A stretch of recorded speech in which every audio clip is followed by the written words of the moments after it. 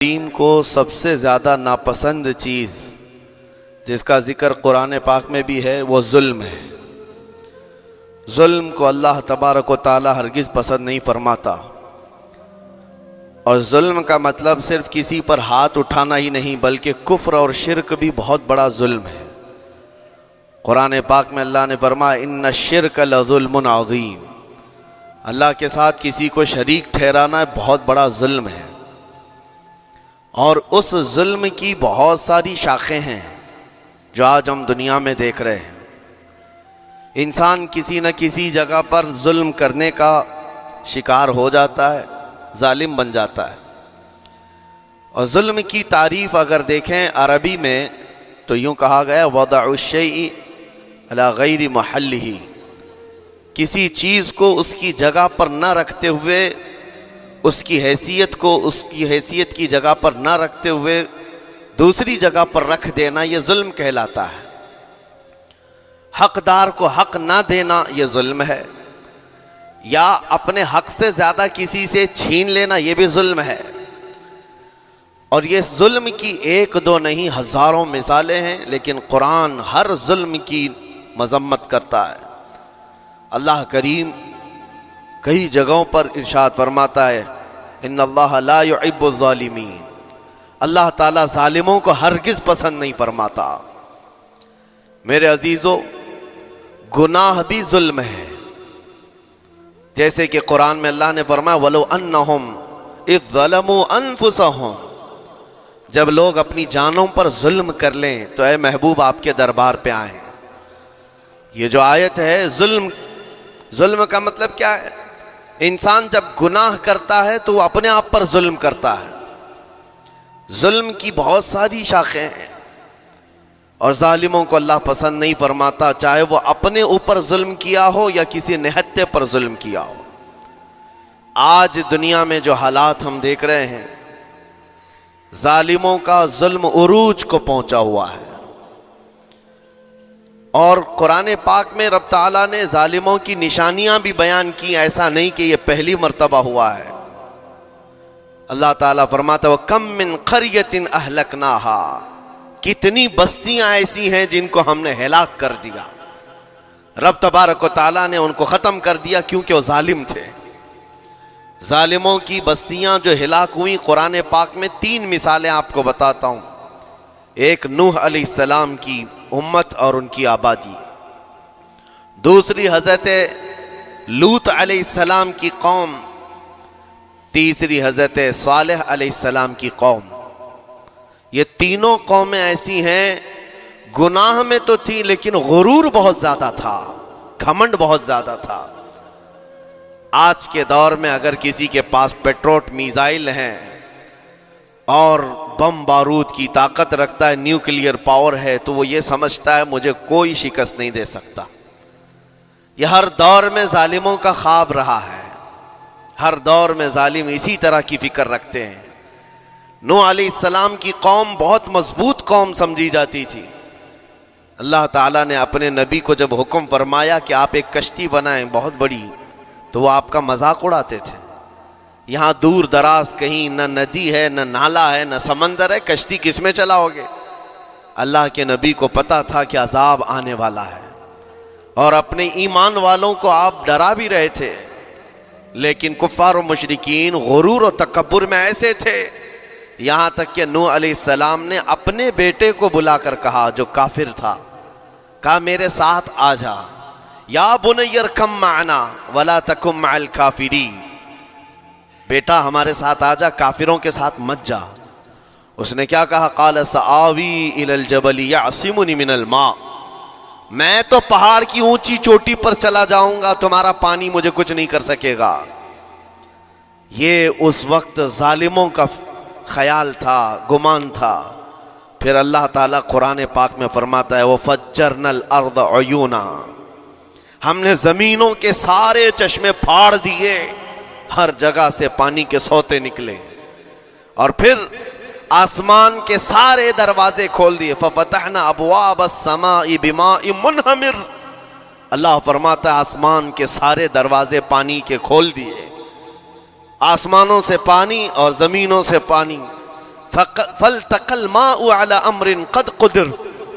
سورہ قمر کی آیتیں ہیں. رب تعالیٰ فرماتے ہیں پانی اتنا بڑھ گیا کہ جو رب تبارک و تعالیٰ کی طے کی ہوئی معینہ نشانی تھی وہاں تک جا کر پانی مل گیا. روئے زمین پر کوئی باقی نہ رہا سوائے حضرت نوح علیہ السلام کی کشتی کے. کوئی نہیں باقی رہا. جب یہ پانی پھیل گیا کیا پہاڑوں کی چوٹیاں کیا محلوں کی اونچائیاں سب غرق ہو گئے. اور وہ جبابرہ وہ قوت کے بادشاہ جو کہتے تھے ہمارا کوئی کچھ نہیں بگاڑ سکے گا سڑ گئے پانیوں میں. صرف پانی اللہ تعالیٰ بھیج دے تو انسان اسے روک نہیں سکتا. عذاب الہی کو کیسے روک سکے گا. دوسری گھمنڈی قوم غرور میں مبتلا قوم تھی حضرت لوط علیہ السلام کی قوم جو بدکاریوں میں ملوث تھے. اللہ کا جب عذاب آیا تو قرآن پاک میں رب تعالیٰ فرماتا ہے وَأَمْطَرْنَا عَلَيْهِمْ حِجَارَةً مِّن سِجِّيلٍ. نوکیلے پتھروں کی ہم نے ان پر بارش کی. فَجَعَلْنَا عَالِيَهَا سَافِلَهَا. ان کی اونچائیوں کو اٹھا کر کے نیچے پلٹ دیا گیا. زمین کو فرشتوں نے اوپر تک اٹھایا اور اس کے بعد پلٹ دیا. یہ پوری بستی غرق ہو گئی ختم ہو گئی. یہ بستی بھی وہی تھی جس کو حضرت لوط علیہ السلام بار بار تنبیہ کرتے تھے کہ ظلم سے بچو ظلم سے بچو. ظلم اللہ کے عذاب کو دعوت دیتا ہے. لیکن وہ مذاق اڑاتے تھے. اور جب ہلاک و برباد ہو گئے ختم ہو گئے ان کی نشانیاں بھی باقی نہیں رہی. وہ پتھروں کی بارشیں کہاں ہوئی تھی واللہ عالم. لیکن میرے عزیزو ہم نے دیکھا ہے جہاں یہ قوم آباد تھی اس علاقے کو آج بتایا جاتا ہے وہ جارڈن کا علاقہ تھا بحر مردار جہاں پر آج باقی ہے ڈیڈ سی. میں خود سفر پر دیکھا جارڈن کی ایک سرزمین پر گاڑی چلتی جا رہی ہے اور کالے کالے پتھر جہاں تک نظر کرو صرف پتھر ہی پتھر ہیں بہت نوکیلے. ایسے پتھر میں نے دنیا میں دوسری جگہوں پر نہیں دیکھا. آج بھی اسی طرح سے باقی تقریباً 100 کلومیٹر 150 کلومیٹر تک صرف پتھر ہی ہے. بیچ میں صرف ایک روڈ جاتا ہے اس کے بعد نہ کوئی درخت دکھتا ہے نہ کوئی عمارت ہے نہ کوئی پہاڑ ہے صرف پتھروں کا صحرا ہے. آج کی اس صدی میں دیکھ کر کے ان پتھروں کو ہیبت طاری ہو جاتی ہے. جس وقت وہ برسے ہوں گے ان کی حالت کیا ہوگی. اور میں یہ نہیں کہتا بالضبط کہ یہ وہی پتھر ہیں جو برسے تھے واللہ عالم. لیکن میرے عزیزوں نشانیاں آج بھی عذاب الہی کی موجود ہیں. تیسری قوم تھی قوم شعیب اور قوم صالح علیہ السلام. یہ دونوں قوموں کے بارے میں ذکر کرتا ہوں. حضرت شعیب علیہ السلام کی قوم صرف ناپ تول میں کمی کرتی اور کفر و شرک بھی کرتے. شعیب علیہ السلام ان کو روکتے تو وہ ان کا بھی مذاق اڑاتے. اور جب عذاب الہی کے آنے کی بات کیا تو جانتے ہیں کیا کہا انہوں نے. یہ وہ قوم تھی جو پتھروں کو تراش کر کے گھر بنا لیتے تھے. یعنی پورے کے پورے پہاڑ کو پتھروں کا جو پہاڑ ہوتا ہے اس کو تراشتے تھے. اور ایک آدمی کا ایک گھر ایک پہاڑ. آج کے دور میں ساری بلڈوزر مل کر کے نہیں کر پائیں مشینیں مل کر نہ کر پائیں. وہ اس وقت کے لوگ بھاری بھرکم تھے جسامت والے تھے طاقت والے تھے. جب وہ اپنے رہنے کے لیے ایک پہاڑ کو تراش سکتے تھے 4000 سال پہلے کی بات کر رہا ہوں. اس وقت میرے خیال سے وہ اپنے زمانے کے سب سے بڑے ماڈرن لوگ یا ترقی یافتہ لوگ کہلاتے ہوں گے. سب سے زیادہ ترقی یافتہ کہلاتے ہوں گے. جیسے آج لوگوں کو لگتا ہے رشیا اور امریکہ بہت پہنچے ہوئے ہیں ٹیکنالوجی میں. اس دور کے وہ لوگ سب سے بڑی طاقت کے رکھنے والے تھے. جب حضرت شعیب علیہ السلام نے ان کو اللہ کے عذاب سے ڈرایا تو کیا کہتے تھے. عذاب وہی نا جو نوح علیہ السلام کی قوم میں آیا تھا. بارش آ گئی تھی زمین سے پانی نکل گیا تھا تو پانی بہت ہو گیا تھا. یا پھر وہ جو لوط علیہ السلام کی قوم پر آیا پتھروں کی بارش یا پھر ہواؤں کا عذاب. اگر یہ تینوں بھی آئیں تب بھی ہمارے ان پہاڑوں کے گھروں کو نقصان نہیں کر سکیں گے. ان کا اتنا غرور تھا. اگر پانی بھی آ جائے سمندروں کا یا ہوا بھی تیز چلے یا پتھروں کی بارش ہو ہم تو بہت محفوظ قلعوں میں ہیں. اندازہ کرو میرے عزیزو، 3000-4000 سال کے بعد آج تک مدائن صالح اور الاولا سٹی نام سے سعودی میں موجود ہے، ابھی تک وہ گھر موجود ہیں، تو اس زمانے میں کتنے مضبوط رہے ہوں گے؟ پتہ نہیں 3000 سالوں میں کتنے طوفان آئے، کتنے سیلاب آئے، لیکن ابھی تک وہ پہاڑوں کے گھر موجود ہیں، تو اس زمانے میں کتنے طاقتور ہوں گے۔ ان کا نشہ آسمان پر تھا، غرور چڑھ کر کے بول رہا تھا، کہتے تھے کہ اگر اس طرح کے عذابات آ بھی گئے تو ہمارا کچھ نقصان نہیں ہوگا۔ کون سا؟ نوح علیہ السلام کی قوم کا عذاب آ جائے، لوط علیہ السلام کی قوم کا عذاب آ جائے، یا پھر شعیب علیہ السلام کی قوم کا عذاب آ جائے، یہ صالح علیہ السلام کی قوم کی بات کر رہا ہوں۔ تو پھر ہوا کیا؟ اللہ کے نبیوں نے انہیں ڈرایا اللہ کے عذاب سے، باز آ جاؤ، اللہ وحدہ لا شریک کی طرف جھک جاؤ۔ وہ اکڑ تھی، غرور تھا کہ نبیوں کا مذاق کرتے۔ پھر ہوا کیا؟ قرآن کہتا ہے صرف ایک فرشتے کو اللہ تعالیٰ نے زمین پر اتارا، ایک فرشتے کو اتارا، اور اس کے بعد اس فرشتے نے ایک چنگھاڑ لگائی، ایک آواز کی، ایک آواز، صرف فرشتے کی ایک آواز ایسی تھی کہ جتنے اپنے مضبوط قلعوں میں گھروں میں موجود تھے، اس آواز کی ہیبت سے ان کا بھیجا کانوں سے باہر نکل آیا تھا۔ اور صبح کے وقت جب اس بستی میں جا کر کے دیکھیں تو سب کے سب اوندھے منہ گرے ہوئے تھے، ایک بھی اس میں سے بچا ہوا نہیں تھا۔ نہ نوح علیہ السلام کا طوفان آیا، نہ لوط علیہ السلام کی قوم پر برسنے والے پتھروں کا عذاب آیا، نہ ہی ہوائیں چلائی گئیں۔ ایک فرشتے کو بھیج کر رب تعالیٰ نے اپنی قدرت کا مظاہرہ فرمایا۔ اللہ کے کروڑوں اربوں لا تعداد فرشتے ہیں، ایک فرشتے کی طاقت ایسی ہے کہ اگر وہ اپنی آواز نکالے تو تمہارے کانوں سے بھیجا باہر نکل آئے۔ اللہ وحدہ لا شریک، وہ حی و قیوم کل بھی تھا اور آج بھی ہے، وہ رب ذوالجلال حی و قیوم ہے، طاقتور ہے اور ہمیشہ رہے گا۔ اور رب تبارک و تعالیٰ نے قرآن پاک میں فرمایا، آپ یہ آیت تقریباً 3 جگہ قرآن میں آئی، وَإِذْ نَجَّيْنَاكُمْ مِنْ آلِ فِرْعَوْنَ يَسُومُونَكُمْ سُوءَ الْعَذَابِ يُذَبِّحُونَ أَبْنَاءَكُمْ وَيَسْتَحْيُونَ نِسَاءَكُمْ وَفِي ذَلِكُمْ بَلَاءٌ مِّن رَبِّكُمْ عَظِيمٌ۔ رب تعالیٰ فرماتا ہے یاد کرو فرعونیوں کے عذاب سے اللہ نے تم کو نجات دی۔ یہ بنی اسرائیل کو کہا جا رہا ہے کہ فرعونیوں کے عذاب سے، کہ فرعون اور اس کے لشکری اس قدر سخت سزائیں دیتے تھے موسیٰ علیہ السلام کی قوم پر، ایمان والوں پر، بنی اسرائیل پر۔ اللہ فرماتا ان سے نجات دیا رب تعالیٰ نے، لیکن وہ کرتے کیا تھے؟ بنی اسرائیل میں ایک بھی بچہ پیدا ہو جائے اسے ذبح کر دیتے تھے۔ فرعون کے لشکریوں نے ایک سال میں 12,000 بچوں کو قتل کیا ہے، 12,000 بچوں کو ذبح کر دیا ہے۔ آج کے اسرائیلی اگر یہ بچوں پر ظلم کرتے ہیں تو یہ تعجب کی بات نہیں ہے، فرعون کی سرشت میں داخل تھا اور یہ فرعونی ہیں، وقت کے جبابرہ ہیں، وقت کے ظالم ہیں۔ 12,000 بچوں کو قتل کر دیا تھا فرعون اور اس کے لشکریوں نے، اور عورتوں کو زندہ چھوڑ دیتے تھے۔ قرآن میں اللہ تعالیٰ نے فرمایا 3 جگہ آئی آیت، لیکن اس کے ساتھ رب تعالیٰ یہ بھی فرماتا ہے یہ سخت ترین سزائیں دیتے تھے فرعونی، اللہ نے ان سے تم کو نجات دیا، لیکن یہ سزائیں کیوں دیتے تھے، یہ عذاب کیوں تھا؟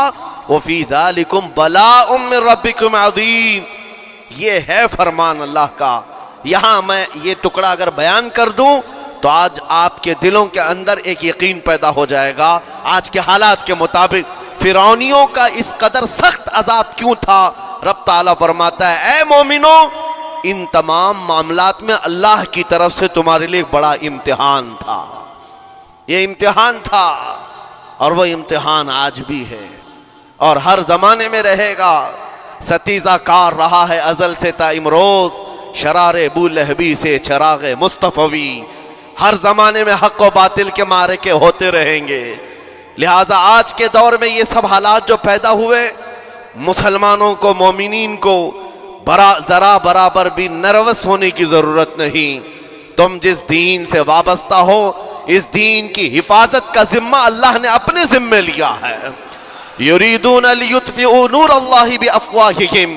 कुरान में अल्लाह फरमाता है कुफ्फार और मुशरिकीन अपने मुंह के फूंकों से अल्लाह के इस चिराग को बुझाना चाहते हैं, अल्लाह अपने इस चिराग को मुकम्मल करके रहेगा।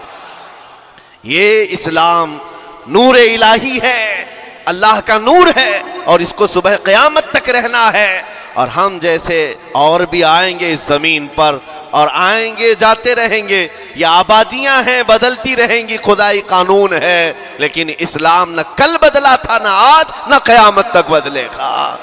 हम सबका इम्तिहान है मेरे अजीजों, हम सबका इम्तिहान है। लेकिन इन हालात में मोमिनीन को करना क्या चाहिए? उन्हें अपने ईमान को मजबूत करना चाहिए। कभी किसी के उड़ते हुए छींचड़े और टुकड़े देखकर तुम्हें मायूस होने की जरूरत नहीं। अब हमारा मुस्तकबिल क्या होगा? अब मेरे अजीजों, आज जो हालात हैं ये हालात करबला से ज्यादा सख्त तो नहीं हैं। आज फिलिस्तीनियों को हमने देखा 6 माह के, साल भर के बच्चों को सीने से लगाकर कफन लिपेट रहे हैं। उन माओं की क्या कैफियत होती होगी? कभी कभार छोटी सी क्लिप में देख करके आंखों से आंसू बह पड़ते हैं। उन्होंने अपने हाथों से न जाने कितने बच्चों को एक दिन में दफन कर दिया। 80-80 मैयतों को एक कब्र में डाल दिया करते हैं। उन फिलिस्तीनियों को लाखों सलाम, उनके जज्बात को और उनकी इस्तिकामत को। हम तो दुआ यही करते हैं, उन फिलिस्तीनी मुसलमानों के बराबर पूरी दुनिया के मुसलमान नहीं हो सकते। हम तो एक नाश्ते पर सब्र नहीं कर पाते, वो अपने 10-10 बच्चों और खानदान वालों के कटे हुए छींटड़ों पर भी कहते हैं अल्लाह हमारे साथ है। सारी मुसीबतें देख करके भी वो कहते हैं अल्लाह हमारे साथ है। उनके घर उड़ा दिए गए, तबाह कर दिए गए, राख में बदल दिए गए। और न्यूज एंकर, ये दज्जाली मीडिया वहां जा जा करके उनके जख्मों को खुरेद करके पूछता है तुम्हारा माल कैसे आएगा, तुम्हारा घर कैसे चला गया। लेकिन उन हालात में भी वो मुस्कुरा कर कहते हैं अल्लाह ने दिया था, फिर अल्लाह है और अल्लाह देगा। उनके ईमान के बराबर हम नहीं हो सकते। लेकिन मेरे अजीजों, पूरी दुनिया के मुसलमानों में इस मसले ने आज एक इत्तिहाद की फिजा कायम की है। अगर हमारे दरमियान आज भी इत्तिहाद नहीं हो सकता तो फिर मेरे अजीजों, शायर ने सच कहा था, जगह जगह के थक चुके हैं तुम्हें ये हंगामे, नशाते लज्जते ख्वाबे गिरां बदल डालो।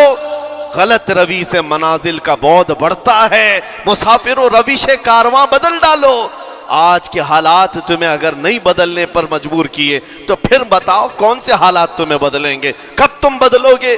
लेकिन इन हालात पर आज बाज लोगों ने यह कहना शुरू किया। मैंने चंद दिनों पहले एक आयत पढ़ी थी, एक बयान में कहा था अल्लाह कुरान में फरमाता है हुवल्लज़ी अरसला रसूलहु बिल हुदा व दीनिल हक़ लियुज़हिरहु अला दीनि कुल्ली। वो अल्लाह है जिसने हक दीन के साथ अपने रसूल को भेजा है और हिदायत के साथ अपने रसूल को भेजा है। क्यों भेजा है? लियुज़हिरहु अला दीनि कुल्ली, ताकि वह रसूल पूरी दुनिया पर यह दीन गालिब करे। यह दीन गालिब आएगा। तो बाज मुझसे कहने लगे मौलाना स्टेज पर बैठकर चिल्लाते हो, कहीं कुर्सियों पर बैठकर कहते हो कि तुम्हारा दीन गालिब आएगा। तुम्हारा दीन तो आज टुकड़े टुकड़े किया जा रहा है, कोई कुछ नहीं कर पाता। उन जालिमों को मैं ये कहता हूँ, उनको ये मैं कहता हूँ, इन तमाम हालात से तुम हरगिज ये मत समझना कि दीन गालिब आएगा। चांद पर भी गहन लगता है, लेकिन जब गहन छटता है तो चांद पूरे आबो ताब के साथ चमकता है। आज अगर उम्मत मुस्तफ़ा पर गहन लगा है तो मैं अपने इन तमाम नौजवानों से जो अभी उन फवाने शबाब में दाखिल हुए हैं, अभी अभी ये दुनिया को देखने के काबिल बने हैं, मैं उनसे कहता हूँ इन आंधियों से, इन तूफानों से घबरा करके न तुम्हें दीन बदलने की जरूरत है, न तुम्हें अपना मसलक और मजहब बदलने की जरूरत है, बल्कि मैं ये कहता हूँ न घबराओ मुसलमानों, अभी खुदा की शान बाकी है, अभी इस्लाम जिंदा है, कुरान बाकी है। ये जालिम काफिर क्या समझते हैं जो रोज हमसे उलझते हैं? अभी करबला का आखिरी मैदान बाकी है, अभी तो करबला का आखिरी मैदान बाकी है। अजीज़ान गिराम वक़ार, मेरे नबी करीम सल्लल्लाहु तआला अलैहि वसल्लम ने जो फरमाया वो होकर रहेगा, वो होकर रहेगा। मेरे आका सल्लल्लाहु तआला अलैहि वसल्लम का फरमान आलीशान मैं सुनाता हूँ। हुजूर फरमाते हैं ला तज़ालु इसाबतु मिन उम्मती युकातिलून अला अबवाबि दिमश्क वमा हौलहा वअला अबवाबि बैतिल मुक़द्दस ला यदुर्रुहुम खुज़लानु मन ख़ज़लहुम ज़ाहिरीन अलल हक़्क़ि इला अन तक़ूम अस्साअह औ कमा क़ाल रसूलुल्लाह सल्लल्लाहु अलैहि वसल्लम। मेरे आका फरमाते हैं क़यामत तक मेरी उम्मत में से एक जमात ऐसी होगी जो बैतुल मुक़द्दस के इर्द गिर्द हक के लिए लड़ रही होगी। हुजूर ने फरमाया क़यामत तक लड़ती रहेगी, लेकिन साथ में उनके लिए मेरे आका ने फरमाया पूरी दुनिया के बुरा चाहने से उनका कुछ नहीं बिगड़ेगा। इसका मतलब क्या है? अगर आप हमसे पूछते हैं कुछ नहीं बिगड़ेगा, हुजूर ने फरमाया कुछ नहीं बिगड़ेगा, लेकिन हम तो देख रहे हैं उनके घर तबाह हो गए, बच्चे मर गए, छोटे बच्चों के सरों से बाप का साया निकल गया, किसी के सामने उसकी मां की तड़पती हुई लाश है, और हदीस में कहा जा रहा है उनका कुछ नहीं बिगड़ेगा। सब तो बिगड़ गया, माल भी गया, दुकान भी गई, तिजारत भी गया, घर भी गए, औलाद भी, रिश्तेदार भी, और हदीस में कहा जा रहा है कुछ नहीं बिगड़ेगा। मेरे अजीजों याद रखो, मेरे आका का फरमान हक है, कुछ नहीं बिगड़ेगा का मतलब क्या है? ये तमाम असबाब जाने का मतलब ये नहीं है कि बिगड़ गया, बिगड़ा तो उसका है जिसका ईमान बिगड़ गया। ईमान जिसका गया उसका सब बिगड़ गया। और हमने उन बच्चों को देखा है आज, अरे रात को सोते हैं तो उन्हें पता नहीं होता सुबह होगी भी कि नहीं होगी, लेकिन उसके बावजूद एक दिल दहला देने वाली बात मैं बताता हूं। मिस्र की सरजमीन से लोग पानी के बोतलें और डब्बे उठा उठा करके बॉर्डर पर जा रहे हैं, लेकिन फिलिस्तीन गज्जा के वो मुसलमान कहते हैं अपना पानी तुम रखो, अल्लाह करीम हमारे लिए कहीं से अपनी ही जमीन से पानी अता करेगा। उनको लोग कह रहे हैं क्या आप नहीं देख रहे वक्त का बड़ा फिरौन रोज अल्टीमेटम देता है 24 घंटे में इलाका खाली करो, निकल जाओ, घर खाली करो। कैसा ईमान है तुम्हारा कि आने वाली बड़ी बड़ी मिसाइलों का अपने सीने से मुकाबला करते हैं और कहते हैं कल से हम यही थे, आज भी यही हैं और यही रहेंगे और इसी मिट्टी में दफन हो जाएंगे। ये जो इस्तिकामत है, इसी को मेरे आका ने फरमाया दुनिया उनका कुछ नहीं बिगाड़ सकेगी। ईमान अगर मजबूत है तो कुछ नहीं बिगड़ा है।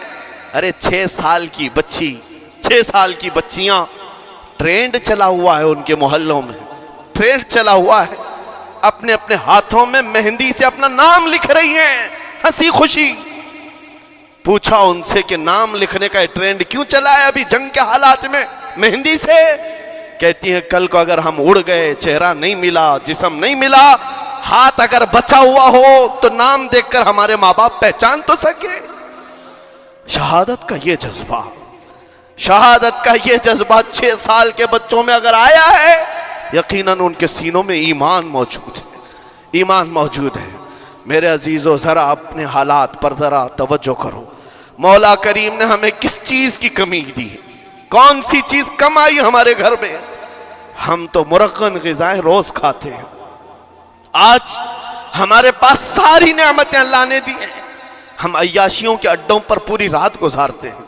हमारे शहर आज जिस गली से गुजर जाएं, सुबह की अजान तक यहाँ गप्पे लगाते हुए खड़े रहे। ऐ मेरे अजीजों, हालात तो हमारे ऐसे हैं कि खा खा करके चर्बियां चढ़ गई। हमें उनका क्या एहसास हो पाएगा? उनका क्या एहसास हो पाएगा जिनके यहाँ पानी से ज्यादा खून देखा जाता है, जिनके यहाँ जिंदों को पकड़ने के लिए नहीं, अब मुर्दों को पकड़ने के लिए लोग भी नहीं है। अजीजा ने गिरा में वकार, जनाजा उठाने के लिए लोग पूरा दिन इंतजार करते हैं, कोई नहीं है। पुरसाने हाल इन सब हालात के बावजूद मैंने एक बच्चे को भी वहां से ये कहते हुए नहीं सुना कि हम पर बहुत बड़ा जुल्म हो रहा है, हमको यहां से निकाल लो, मदद करो, कोई आओ। नहीं, वो सब सिर्फ इतना ही कहते जो कुछ हो रहा है हम अल्लाह के पास जाकर कहेंगे, ये सारे मामलात हम अल्लाह की बारगाह में शिकायत करेंगे। यह है ईमान, यह है इस्तिकामत। और मेरे आका सल्लल्लाहु तआला अलैहि वसल्लम के फरमान आलीशान के मुताबिक उनके लिए इतनी ही बड़ी दौलत काफी है। आखिर में मैं इतना कहूंगा, इजराइल के कुत्ते और सालिम मिलकर ईंट से ईंट बजा दें, उनके टुकड़े टुकड़े करके राख कर दें, तब भी हम कहेंगे फतह तो बैतुल मुक़द्दस की ही है, فتح تو ان مظلوموں کی ہے جن کے پاس کھونے کے لیے کچھ نہیں تھا، پھر بھی وہ ڈٹے رہ گئے۔ تمہارے پاس تو پیٹروٹ میزائل، بڑے بڑے تمہارے پاس توپ، بہت ساری چیزیں ہو کر بچوں پر، ہاسپٹل پر، نہ جانے کتنی جگہوں پر تم نے بمباریاں کی ہیں۔ مجھے حیرت ہوتی ہے پوری دنیا آج بھی خاموش تماشائی ہے۔ یہ ظلم نہیں ہے تو اور کیا ہے؟ اور جب ظلم اپنے عروج کو پہنچتا ہے اللہ کی پکڑ آتی ہے، اللہ کا عذاب آتا ہے، اور جب اللہ کا عذاب آتا ہے تو جتنے خاموش تماشائی تھے سب اس عذاب میں گرفتار ہوں گے۔ اس لیے میرے عزیزو، آپ ہم سے اگر یہ پوچھتے ہیں ہمیں یہاں بیٹھ کر کرنا کیا چاہیے، ہم کیسے کریں، تمہارا دل اگر رو پڑا ان کے دردوں سے، یہ بھی لکھا جائے گا، یہ بھی لکھا جائے گا۔ یہ بندہ جا تو نہیں سکتا تھا لیکن اپنے بھائی کے درد میں ایسا بے قرار تھا کہ اس کا کھانا چھوٹ گیا تھا، ایسا بے قرار تھا کہ اس کی نیندیں ختم ہو گئی تھی، یہ بھی لکھا جائے گا اللہ کی بارگاہ میں۔ لیکن یہاں بیٹھ کر کے ہم عیاشیوں پر عیاشیاں کریں، اپنے گناہوں سے کبھی باز نہ آئے، تو پھر میرے عزیزو ان نہت مظلوموں کے ہم بہت خطرناک قسم کے دشمن کہلائیں گے، جہاں ان کو پانی کا ایک قطرہ نہیں، جہاں ان کے لیے لقمہ نہیں، وہ کسی کا بچا ہوا کچرا کھانے پر مجبور ہے۔ اس وقت ہماری برتنیں کھانوں سے بھری ہوئی ہیں، ہماری دعوتوں میں ہمارے بچے ہوئے کھانے گٹر اور نالیوں میں بہ رہے ہوں۔ ان حالات میں میرے عزیزو پکڑ ہوگی، ہماری بھی پکڑ ہوگی۔ بدلو اپنے حالات، اٹھو وگرنہ حشر نہ ہوگا پھر کبھی، دوڑو کہ زمانہ چال اپنی چل گیا۔ میں آپ سب سے یہی کہنا چاہوں گا، یہ جو حالات پیدا ہوئے ہیں پوری دنیا میں، یہ میرے آقا کے فرمان کے مطابق اندیشہ یہ لگ رہا ہے ان قریب امام مہدی کا ظہور ہونے والا ہے، امام مہدی کا ظہور ہوگا اور حالات بدل جائیں گے۔ لیکن ہم کو کسی کے آنے کا انتظار کرتے ہوئے حالات کا انتظار نہیں کرنا ہے، ابھی بدلو، آج بدلو، اللہ کی طرف دوڑو اور اس سے گڑ گڑا کر کہو کہ مولا کریم، ہمارے شامت اعمال، ہماری برائیوں کے سبب اگر یہ تیری پکڑ ہے، ہم توبہ کرتے ہیں تیرے دربار میں۔ جانتے ہو میرے آقا نے فرمایا، اللہ کے غضب کو اگر کوئی چیز ٹھنڈی کرتی ہے تو ایک مومن صالح کی رقت انگیز دعائیں اور اس کے نکلنے والے آنسوں اللہ کے غضب کو ٹھنڈا کرتے ہیں، اللہ کے غضب کو ٹھنڈا کرتے ہیں۔ تم گڑ گڑاؤ اس مولا کی بارگاہ میں، یہ نہیں کہ اجتماعی طور پر کسی کے سامنے آپ رو دھو کر چلے گئے یا پھر آپ لوگوں کو دکھانے کے لیے کوئی سٹیٹمنٹ جاری کر دی، نہیں، تنہائی میں بیٹھے ہو، اکیلے میں بیٹھے ہو۔ جیسے کہ کل ایک بہت اچھی چیز میں نے دیکھی تھی، ہمارے علماء نے اعلان کیا تھا پوری دنیا مل کر کے جمعرات کا روزہ رکھے، اس لیے کہ روزہ اللہ کو پسند ہے، اور افطار سے پہلے اگر کوئی دعا کرے، اول دعا ہماری ان مظلوموں کے حق میں ہو، ان ظالموں کے خلاف ہو، مظلوموں کی مدد کے لیے ہو، یقیناً اللہ کی مدد آئے گی، اور آئے گی کیونکہ قرآن بار بار کہتا ہے الا ان نصر اللہ قریب، آگاہ ہو جاؤ، بے شک اللہ کی مدد بہت قریب ہے، اللہ کی مدد بہت قریب ہے۔ عزیزان گرامی وقار، میں انہی تمام باتوں سے اپنی گفتگو کو آج سمیٹتا ہوں۔ آج کے ان حالات میں آپ کی ذمہ داری ہے اپنے ایمان پر مضبوطی سے جمے رہو، استقامت۔ بعض لوگوں کو آج یہ لگتا ہوگا کہ وہاں حالات بگڑے ہیں تو یہ مسلمان کیا کریں گے، کیا کریں گے، ہم کیا کرنے والے، ویسے ہی ہم ختم کیے جا چکے ہیں، ٹکڑے کیے جا چکے ہیں، ہم کچھ کرنے، بس تم اپنی زندگیاں بدلو، نشہ سے باز آ جاؤ، اور جتنے خرافات ہمارے محلوں میں آئے اس سے نکالو۔ اللہ کا عذاب آتا ہے، اللہ کی رحمتیں روٹ جاتی ہیں، ایک بار ہم بدل لیے تو مولا کریم اپنی رحمتوں کے سائبان فرما دے گا ہم پر۔ اور بس ہماری تمنا یہی ہے، اللہ کریم کی بارگاہ میں دعا ہے، قدیر و جبار خدا کہنے سننے سے زیادہ ہمیں عمل کی توفیق عطا فرما۔ ہے رب کریم احسن الخالقین، ہم سب اپنے گناہوں سے سچی توبہ کرتے ہیں، مولا ہمارے گناہوں کی وجہ سے اگر تیری سخت پکڑ ہے تو مولا تو اپنے غضب کو ٹھنڈا فرما دے، تو اپنے غضب کو ٹھنڈا فرما دے، مولا تو اپنے غضب کو ٹھنڈا فرما دے۔ اے کریم خدا، تیرے حبیب کی امت تڑپ رہی ہے، اور ہر جگہ مولا ظلم و ستم کا نشانہ ان غریب مظلوموں کو بنایا جا رہا ہے جن کے پاس ایک وقت کا کھانا بھی باقی نہیں رہا۔ مولا تو اگر مدد نہیں کرے گا تو کون مدد نازل فرمائے گا؟ اے رحمان ہمارا عقیدہ ہے تو ہی وہ خدا ہے جو ابابیلوں کو بھیج کر ابرہہ کو ہلاک کیا، تو ہی وہ خدا ہے جو بدر میں اپنے نبی کے لیے 5000 فرشتوں کو اتارا، اے مولا تو ہی وہ خدا ہے جو یونس علیہ السلام کو مچھلی کے پیٹ سے زندہ سلامت نکالا، تو ہی وہ خدا ہے جو ابراہیم علیہ السلام کو بھڑکتی ہوئی آگ سے زندہ محفوظ فرمایا۔ اے قدیر و جبار خدا، کل بھی تو حی و قیوم تھا، آج بھی ہے اور ہمیشہ رہے گا۔ ہمارے اس عقیدے کی لاج رکھ لے اور غیب سے مولا تو اپنی مدد نازل فرما، اپنی مدد نازل فرما، امت مصطفیٰ کے لیے خیر فرما۔